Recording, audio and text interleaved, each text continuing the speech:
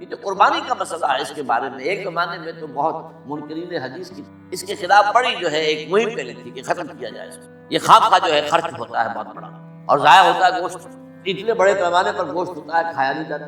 اچھا، ایک زمانے میں فریج بھی نہیں تھے، یہ بھی نہیں کہ آپ محفوظ کریں، گوشت ضائع بھی ہو سکتا تھا، اور بھی چیزیں جو ہے وہ گوشت کی وہ صحیح طور سے استعمال نہیں ہوتی۔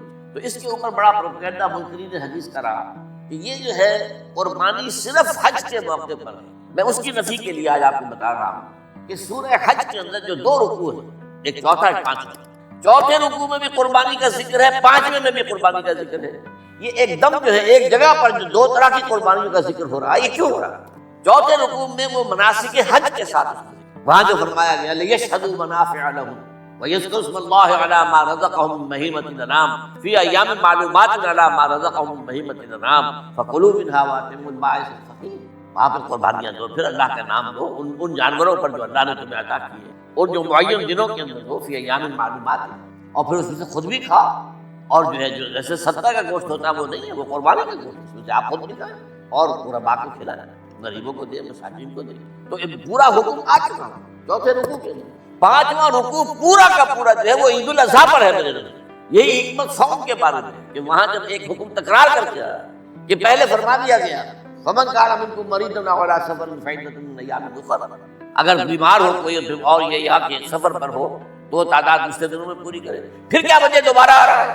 شهر رمضان الذي أنزل فيه القرآن هدى للناس وبينات من الهدى والفرقان فمن شهد منكم الشهر فليصوم ومن كان مريضا أو على سفر فعدة من أيام أخرى۔ کیوں؟ یہ تو ادبی اعتبار سے یہ کلام کا عیب شمار ہوتا، تکرار بلا کسی سبب کے نہیں، سبب کے بغیر نہیں۔ وہاں کیا تھا؟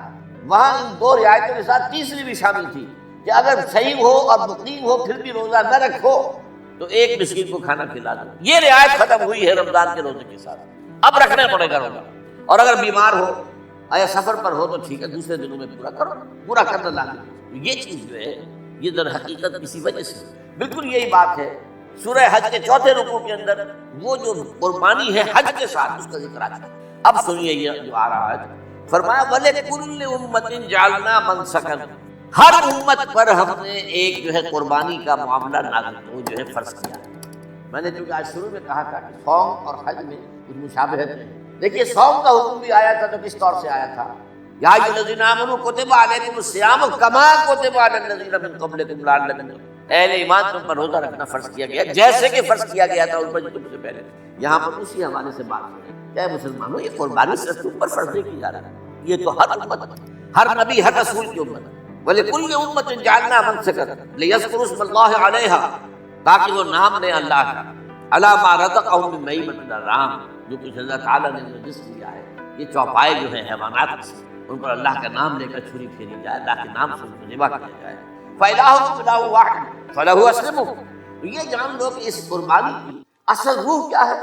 وہ یہ ہے کہ اللہ تمہارا ایک الہ ہے، اسی کے سامنے تمہیں سر جھکانا ہے۔ یہ روح تقویٰ اگر نہیں ہوگی تو یہ قربانی بے معنی